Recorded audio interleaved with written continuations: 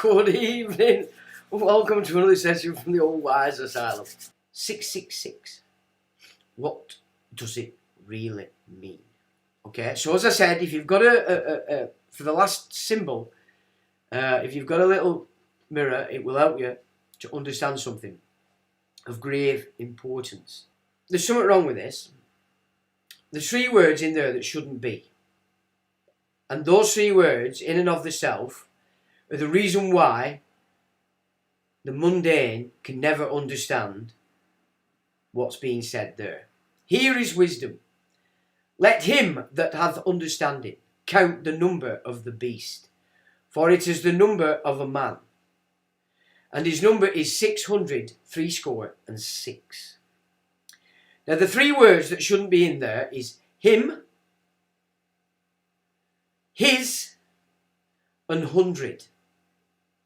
Those words are not supposed to be in that script. Because him makes you think it's a man. So him is a misnomer, it makes you think of a man. His, again, makes you think of a man. And 100 stops you from seeing that it's 6, a 6, and a 6. Not a count of 100. That is the King James Bible version.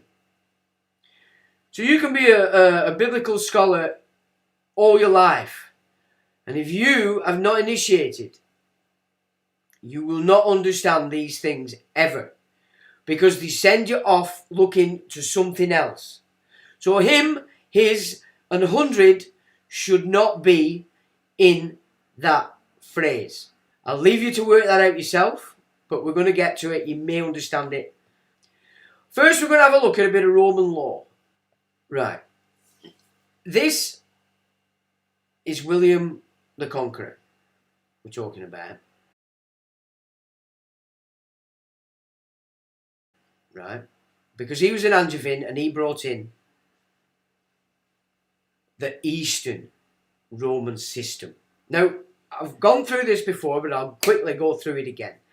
The original Christianity on these islands was Druidic.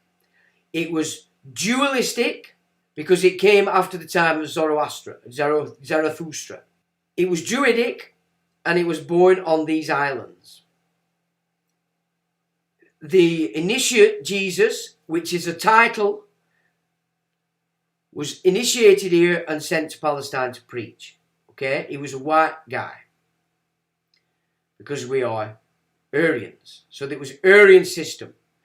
That is what was going on here. Marcion was the first to pull together the canon, which was just the gospel. The gospel is the script of the way out of the Babylon system. It says William's great prime minister and right-hand man was an Italian Lanfranc who he persuaded to become Archbishop of Canterbury. He should never be forgotten that Lanfranc, although a great prelate and theologian, was most accomplished lawyer well known throughout the world of his time. He had studied and taught Roman law at Pavia in his native Italy. Later, while still a layman, he went to Normandy where he taught the Avranches and Bec. Here it is not at all impossible that Lanfranc gave instruction in law and so prepared the Normans for the great undertaking by supplementing the soldier's task of conquest with the work of the lawyer.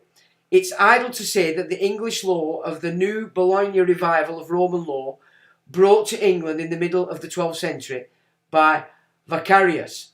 Now, revival of Roman law. Now, we're talking 1066, remember. Now, up to the 1,000 years from the time of the man, the Christianity was what was classed as Celtic. It wasn't Trinitarian. Okay, it was dualistic. The Trinitarian gig came from the East, Constantinople.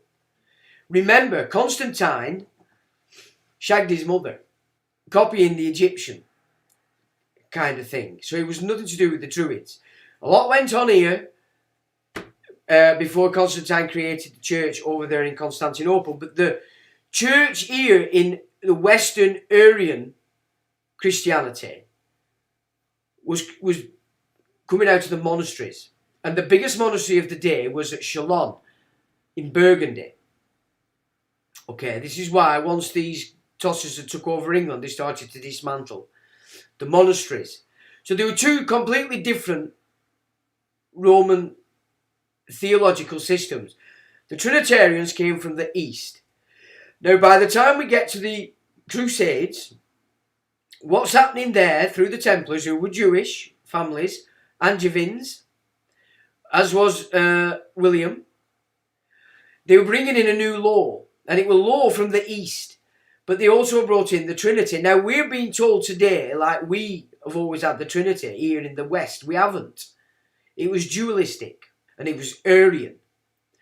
So at this time, you've got all these fruitcakes coming in here, shoving all this shit over what was, we could call Celtic Christianity, but it was Druidic Christianity or Arian Christianity. The 12th and 13th centuries form perhaps the greatest landmark in the history of English law. For the Bologna revival of Roman law reached England in the 12th century, so that's the 1100s. Not long after the school of the Glossators was inaugurated at Bologna, the Lombard vicarius came over to England in 1149 with Theobald, Archbishop of Canterbury. Vicarius was appointed professor at the Young University of Oxford and began to lecture on Roman law according to the methods employed by the Italian glossators. Vicarius published an abbreviation in 9 books of the Code and Digest of Justinian for the use of students too poor to obtain copies of the originals. Now, Justinian was a Byzantine emperor. The new teaching of Vicarius aroused opposition that the sources of Roman law, both the Justinian and the anti-Justinian, were becoming known in England. So the original law, Roman law in England previous to that, because of course Alfred was anointed by the Pope, so that's western side, not eastern side. There's a massive distinction between the two. Now, Charles Martel was the real hero, you might say, back in the day, because he stopped the Saracens and all the fruit bats from taking over Europe. But it's his grandson, Charlemagne, who's took the credit. And Charlemagne is responsible for creating the Holy Roman Empire, the imperial side of it. And that gets lost, I think. Charles Martel was the man. Charlemagne just picked it up. And Charlemagne forced the system in the West to acknowledge him, his offspring, forever. He forced the leader of the Arian Church to continually acknowledge his offspring in perpetuity. And that he and his offspring would always protect the church. So there you have the divide then in Western Rome, and how the eastern side managed to get itself in. And the Vikings are very important in this, in that the Vikings were very connected to Constantinople because they were the Varangian Guard. Now in Constantinople in this time, you've got leading that system was the Comnene, the House Comnene. And these people were Jewish, they weren't Christians. Now the Venetians played a very important role in this, in that they were the ones that actually ensured that the Persians took over Constantinople. Now these people weren't Sunni Muslims, okay? They were a strange version of it coming from the East. And they created the first caliphate in there then, and took on the crescent. Now the crescent moon that's used today is actually, it's not the waxing moon, it's the waning moon. And it's at the point at which the moon is disappearing into the long night of Lilith. Okay, so the moonless night. Now they picked that up. So that's what were formed in what was Constantinople, made so by the Venetians and the Genoans, the Genovese. Mainly the Venetians at that time. And then they started to corrupt and destroy Arian Rome, Western Rome, as we know it, and what we are. So that's a bit of history onto that there. But you can see clearly that on the back of William, they're shifting in this new law system, which was Babylonian. So the source of Roman law, both Justinian and the anti-Justinian, were becoming known in England by the middle of the 12th century, is attested by the historical writings of William of Malmesbury, who died in 1142. In the 13th century, the study of Roman law was introduced at the new University of Cambridge, and from this time down to the 17th century, the civil law was a study at the English universities and held a rank second only to theology. The 12th century laws of Olerion. During the middle of the 12th century, Roman law entered England by another channel, via France. The second great code of medieval maritime law, the laws of Olerion, was introduced into England from France, either by Eleanor, Duchess of Guienne, the wife of Henry II, so that's Eleanor of Aquitaine, the complete mad bitch, who, if you look at when you look at the graves in the cathedral over there in France of Eleanor and Henry II, Eleanor is of the book, so she's of the written word, not the spoken word, right? Jesus was of the spoken word. The Druids were of the spoken word. So the original Christianity was a spoken word gig. This cow brought in the written word, right? Which is a step down, if you understand that gig. Richard I. The laws of Oleron were inspired by the earlier Consolato del... and we can't read that. So that's just showing you that there were two separate Romes. We are Arians and we've been taken over by Eastern Rome. Now, when it came to the first realisation of this fact that the East took over the West, we have what we call the Reformation. Okay? Now, in that Reformation and disgust and fear, the Western Christians allowed themselves, and this is the fear side of it, to become subject to the root chakra.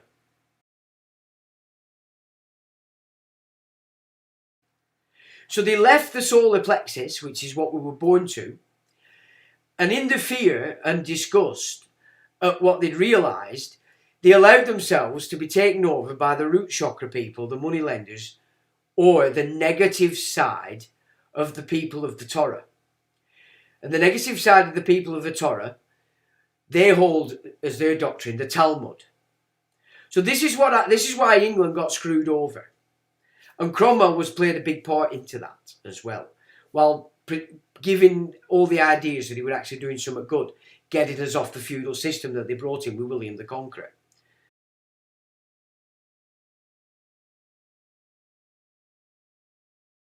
So that gives you an idea as to how they've shifted Western Christendom off the monasteries and the dualistic side into this Trinitarian side that came from the East, right? Run by the Magi, pulled in further by the Templars. So the Templars played the part in that they brought over the Babylonian system and started to implement it across Europe.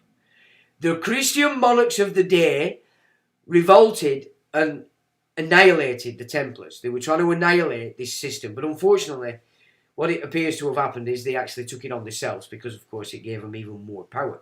So there then you can see the slow destruction of the old school Christian monarchs, of the Aryan stock, who started to pull in this second gig and soon became indebted to these bloodlines. I don't know whether you're aware of all the data that's available, but Rome created Islam. The Carthaginians, specifically, which was the rulers of North Africa in Carthage. And there's always been a battle between the Roman bloodlines and the Carthaginians. Or you might say the Phoenicians opposing the Trojans, which goes way, way back into the mist of time, which is why Rome was created through Ianus, under Venus and Athena. And as we've looked at before, the Carthaginians came under Juno. So there's been the battle going on in Rome forever. That's the eastern, western side. You can see that playing out. But there was a holy man in Petra before Islam was created. And Rome, the Carthaginian Roman bloodlines created Islam 285 years after the death of the holy man in Petra. Now it says Mohammedan law as the Romans' order of succession, ab intestato, namely, first the descendantus, second the ascendants, and third collaterals. In the Mohammedan law of contracts is found the familiar Roman rule that incapacity may occur because of mental unsoundness, prodigality and bankruptcy. Mohammedan law, like the Romans, has a familiar contracts of sale, letting and hiring, partnerships, loan, deposit agency, suretyship, compromise or transaction assignment, or secession, pledge and mortgage. In the Mohammedan law are found the familiar Roman prescription periods of 3, 10, 20 and 30 years, together with the provision that public or government property is imprescribable, and Mohammedan's law, like the Romans, has a law of guardianship for minors. Law on the source of legal system in Islam is attested by the very name given to jurisprudence in Islam from the beginning. It is called al-fiqh, reasonableness, and those who pursue the study of it are designated faqih, singular faqih. I hope I'm saying that right. These terms, which we cannot fail to see, are Arabic translations of the Roman jurisprudentia and prudentes, would be a clear indication of one of the chief sources of Islamic jurisprudence, even if we had no positive data to prove that this influence extended both to question of the principle of legal deduction and to particular legal provisions. Finally, the influence of Roman legal methods on the system of legal deduction in Islam is even more important than the direct adoption of particular points of law. The dualism of written law, Arabic nas, and unwritten law is a mere reflection of the dualism of leges scriptae, or chakahimin, and legis non scriptae. Curiously enough, and yet it is really not all strange, the Islamic prudentes assume the prerogative of an authoritative subjective opinio, for raj, as it is called in Arabic, is a literal translation of the Latin term.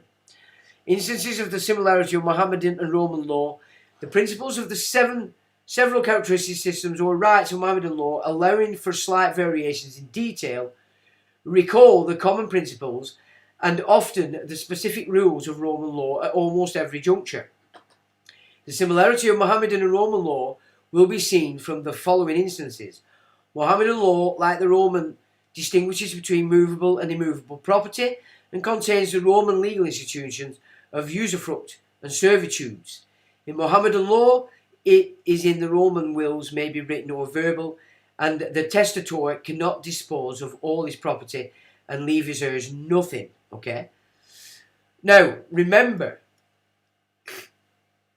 this is Roman law before the eastern side, which is what became Byzantium and the Caliphate, had taken over Western Rome. Okay? So there's the similarities in its origins when Rome was Aryan.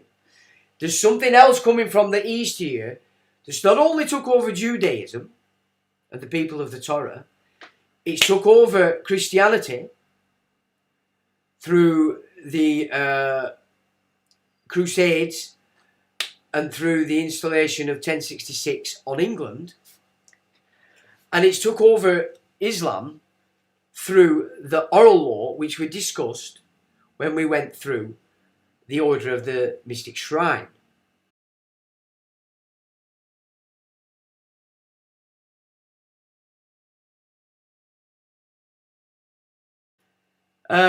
Commentators were available to give the law. Again, at Damascus, the entire Roman judicial system lasted a century after Arab conquest. The Roman law schools of Beirut and Alexandria continued for over a century after the Mohammedan conquest of Syria and Egypt. The Mohammedan jurists Anzay and Shafi'i, the latter one of the four founders of Islamic legislation, were admittedly well acquainted with Greco-Roman law as enforced in Syria. The founders of the Islamic legal system, who lived during the 7th and 10th centuries, the era of activity of Byzantine Roman law, borrowed as much as was not inconsistent with Mohammedanism from the law of Justinian in its Greek dress, but not wishing to appear as borrowers. You can see that when we get into the 11th century, that this Byzantine system is starting to shift itself over into Sunni Islam. So now we need to look at why Rome's at the foot of all this. But it's not Aryan Rome, it's this Eastern shit gig that's took it over. So we go to Thomas Aquinas, and he lived in the 13th century, which is the 1200s. But his De Regimine Principum and Summa are still taught in the Catholic seminaries. Pope Leo XIII, in his encyclical of 1879, commanded that all doctrines of Aquinas should be taught. So 1879 here, chaps. Yes, this is after Napoleon, this is after Knights of Malta have been subdued and forced under the Jesuits, who would become the Prussian system under Catherine the Great after they'd been kicked out of the Vatican. So again, this is showing that we're now dealing specifically with the Eastern gig. Commanded that all doctrines of Aquinas should be taught. And that command, like all the papal commands, is still law in the Catholic Church.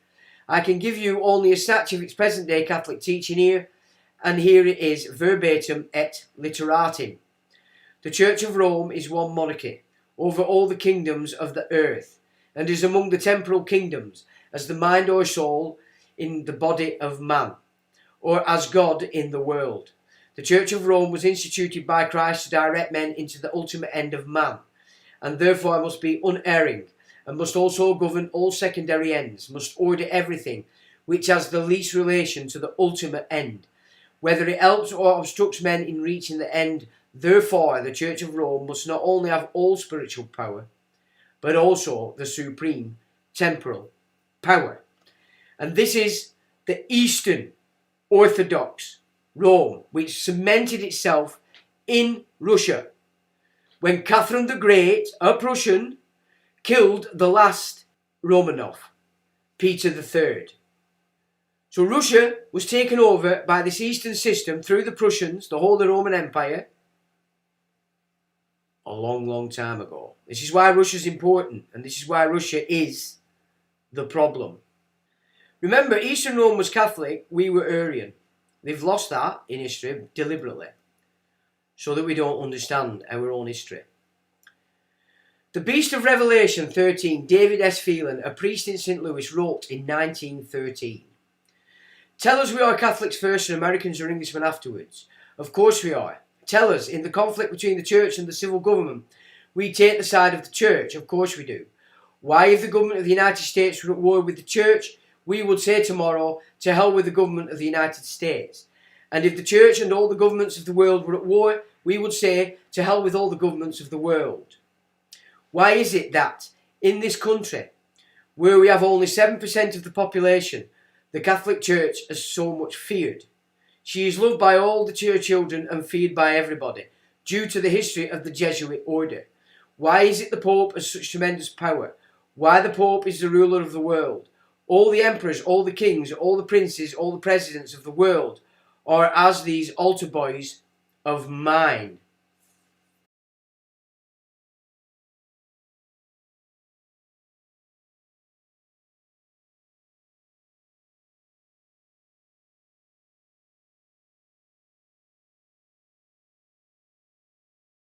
Okay?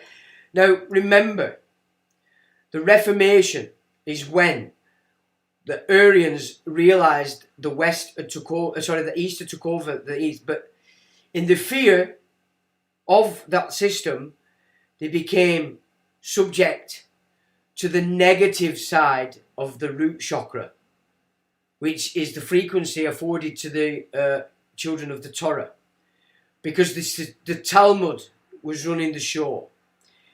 Keep up with this because it's important. We're going to now get into some symbols, okay? Because now I'm going to get into showing you what 666 really means. And keep in mind those three words that should not be in that phrase found in the King James Bible. And any other Bible that you find those three words in it, okay? It's a blag. It's a blag for the temporal, so that you don't see the real. So the Star of David, nowhere in the Bible or the Talmud is this referenced as the Star of David. So it's not even referenced in the Talmud. However, the Bible does reference this to be the Star of Remphan, belonging to Molech. And he's put in brackets Satan. But even the Saturn connection isn't what you think.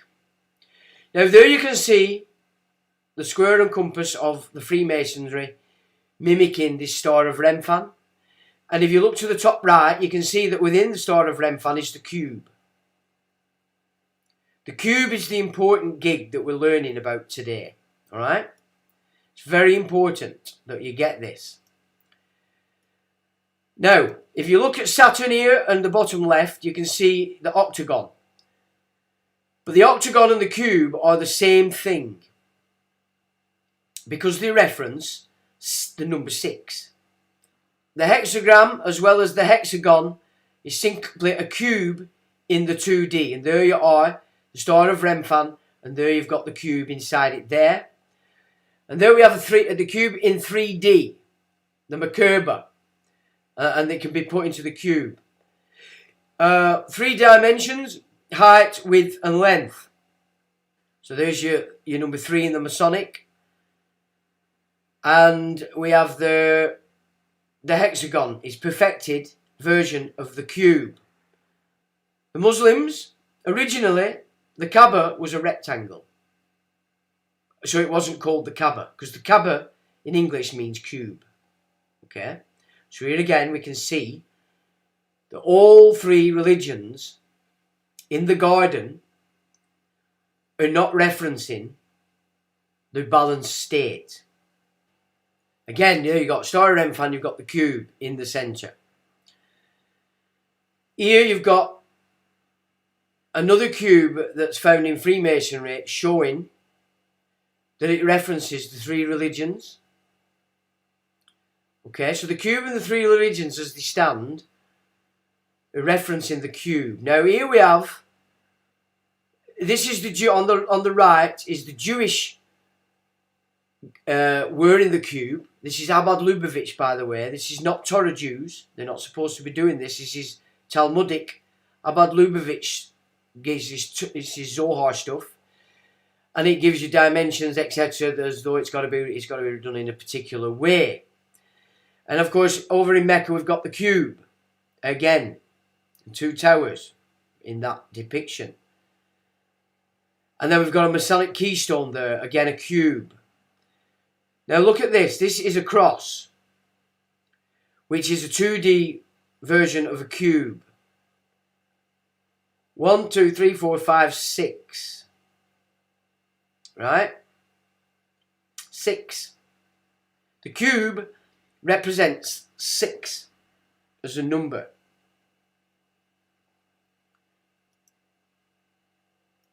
And here you can see, same again, but there's a Jewish guy, Abad Lubavitch, wearing the cube. That's how they wear it.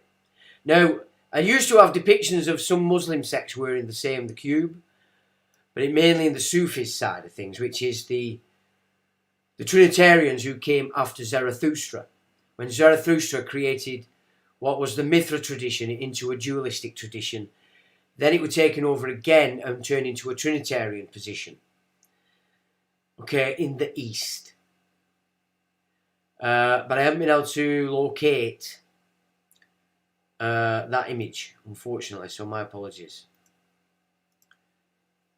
So this is why the Mithra side of things is very important as well. So here we go. Now we can show the Masonic side of the cube. That is a Masonic cross which folds up into a cube, and it's got its Masonic sigils on it, etc. There you've got a Masonic cube again representing the Satanism, the Masonic, and then on the others you've got references to Christianity and Islam. Here we have the Masonic apron representing the cube, the square and compass. To the right bottom you've got the Knights Templar representation of the cube, and you've got a cross in the old Roman tradition again. Now here in the middle at the bottom you've got the Shriner's cube, which has got the sword. This is where your decapitation comes in, and we looked at the Order of the Mystic Shrine, did we not? And then here you've got the Cosmic Ashlar inspired piece of dialogue between Muslims and Jews. And again, you've got the 2 towers and you've got the cube. Now what does all this mean? Okay, so we've been through, have we not, the chakras. And I've explained to you have I not? That the first three chakras are the garden depicted in Genesis 2. Okay? It's not Genesis 1. Man in the image of. No, man fell and he had to be kept below the heart chakra. Okay? That's the garden. So the fall of man created this garden, and that is the root chakra, the sacral chakra, and the solar plexus. Now the root chakra, its doctrine is the Torah. Okay? Remember, these chakras are wheels. The wheels of light. And when they're spinning correctly, they emit a particular frequency. But when they're not spinning correctly, and that is entirely down to our character as a soul in this avatar. Right? Our character determines whether these chakras are spinning correctly or not. Now the Torah, the Old Testament, its essence is you're learning that to survive correctly, you have to learn brotherhood, the love of your fellow man. And that the term used is do unto others as you would have done to yourself. Right? So once you've learned that, that's spinning correctly, you're dealing then with the sacral chakra, which is your sexual energy. Okay? Now, the balanced sexual energy, when the chakra is spinning correctly and the correct frequency is on, you've understood that the sexual energy is there to create. It's fertility. And it's to create the image of the Heavenly Father. Is it not? Genesis 1. Right? That's when it's working correctly. And when you've got those two bagged, maybe in your past lives, you'll be born into what was the Aryan Christianity civilization. And in there you're dealing with the solar energy. Now the prime motivation in there, after you've succeeded in getting the root and the sacral, so you've got the idea of survival isn't to kill everybody else to feel safe. You've understood the sexual energy, so you've no thoughts of enslaving people, of raping people, of having mass harems of females. You've understood that energy, that it's a procreative, beautiful energy.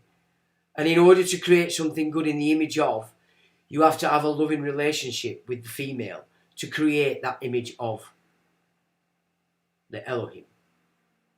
Okay? Those two are balanced, you're into the solar energy. Now in the solar energy, which is when you're born into under the Christian mantle, not the religious side of it, the kingdom from within. Remember, you're taking all this from within. Then the prime motive in that to succeed is to take full responsibility for everything you do, everything that's going on in your life. Okay? Then that's spinning correctly. When you've got all those three in the bag, she, the Queen of Heaven, will open the door and you will go into heaven while you're here. The next sign for that's accomplished is you will see in the fifth dimension. You have sight in that dimension, depicted in the old school stuff as the blue people. Okay? Right, now, that understood. What does 666 mean? Why? So, okay, back to the cube. The cube references Saturn. Saturn is the great restrictor. It will not let you pass until you get each frequency correct. Now, the negative of the root chakra is that you believe the only way you can survive is to kill everybody else or at least control them. The doctrine for that, to keep you fixed into the negative and think it's okay, is the Talmud. Right? So you've not learnt from the Torah that all the narratives in the Torah is showing you what happens when you can't see. That it's love that will give you the best survival rate. loving your fellow man, treating your fellow man as you wish to be treated. They can't do it, they have another doctrine, the Talmud. Fixes them in the negative, their God said. The sacral chakra as a script. When you're negative on the sexual energy, because you have rape thoughts in your mind, entrapment of the females, harems, because the means and method to achieving that is war. War gives you the ability to rape, to enslave, and to collect slaves, females. Islam is a war doctrine. Islam is not a biblical tradition. It's an antithesis of the biblical tradition. The term Jesus is a title, as is the term Merlin. So they misunderstand that by thinking and believing that the man himself went to India. No, a man went to India with the title Jesus. Wasn't the man that we're talking about. Okay, so the negative of not being able to come to terms with the sexual energy is a war doctrine. Because war is screwed up sexual energy. That's what it is. That's what drives it. That's why so many soldiers come back from war and they've done things they shouldn't. And they're never the same again. Now the negative of the solar plexus, and this is important guys, because this is what you need to recognise, and it's the overriding narrative I've been giving you right from the start. If you give up responsibility for self to a doctor, to a psychologist, to a priest, to a government, to a god, to aliens, you failed. You're running the negative in the solar plexus. You're blaming everything outside yourself. The cube represents the number 6. Okay? The cube is controlling the negative of the root chakra. It's controlling the negative of the sacral chakra, the sex. And it's controlling the negative of the solar plexus. It's an inversion if you're going from the solar plexus down. So now the root, the negative of the root, is controlling the garden.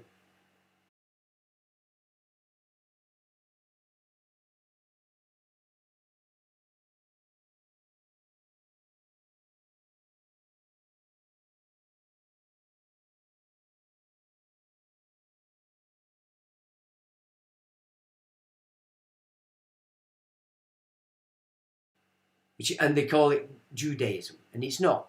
It's Talmudism. And the rulers of this world have handed it over to the negative side of the root chakra. That's the punishment. That's what Fatima was telling us in the third secret. Now, if you've got your mirror handy, I'm going to show you this final symbol.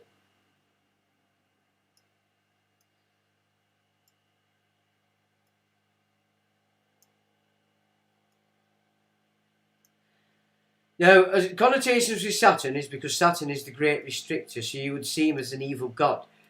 Because you want to do the negative of the root chakra. You want to do the negative of the sacral chakra. You want to continue the negative of the solar plexus by giving up your entire life to doctors, to governments, to aliens, to gods, to psychologists, to everybody but yourself. Now this symbol, if you look, has a soldier's helmet on there. Now if you take your mirror and place it to the right side of that symbol,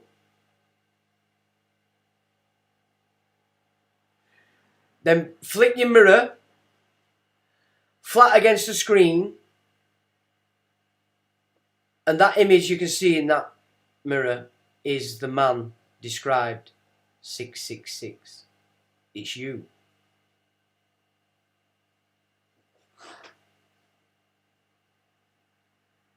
It's not a man on his own. They're going to give you a prince to run the negative aspects of you in the garden. That is the truth and reality of what 666 actually means. And as I said to you, there's 3 words that should not be in that phrase. Him, his, and 100. Because you focus it and think it's somebody else over there. It's the man, the version of the man that exists today in the world. Because it's the negative of each chakra in the garden below the heart. That, ladies and gentlemen, puts you at almost the midpoint of the mystery school. The second half of the mystery school is the difficult part. Because now you've faced the dweller on the threshold. You. How are you going to move out of that? Because you need to pull those 3 chakras back so they're spinning correctly. They need to be on the right frequency. Because these systems that are piling down on everybody now rule the negative. The 6 at the root, the 6 at the sacral, the 6 at the solar, the cube. You're fixed to the cube. The system that fixed the solar plexus was the legal system. 2 accounts, the dead and the alive. Walking on water. The Gospels are the path out of the Babylonian system. Walking on water. It doesn't happen in physics in this realm. It's walking on the sea of commerce. Raising Lazarus from the dead, doesn't happen. It's against the physics of this realm. It's showing you how you shift from the dead side to the life side.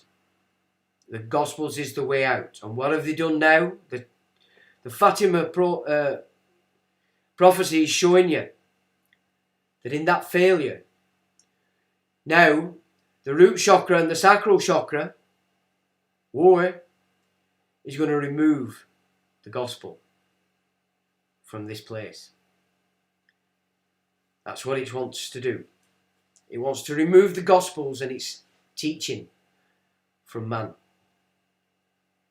So the return of the gospel has to be when man realizes that very reality. And with that, ladies and gentlemen, I will bid you good night and say, till the next time.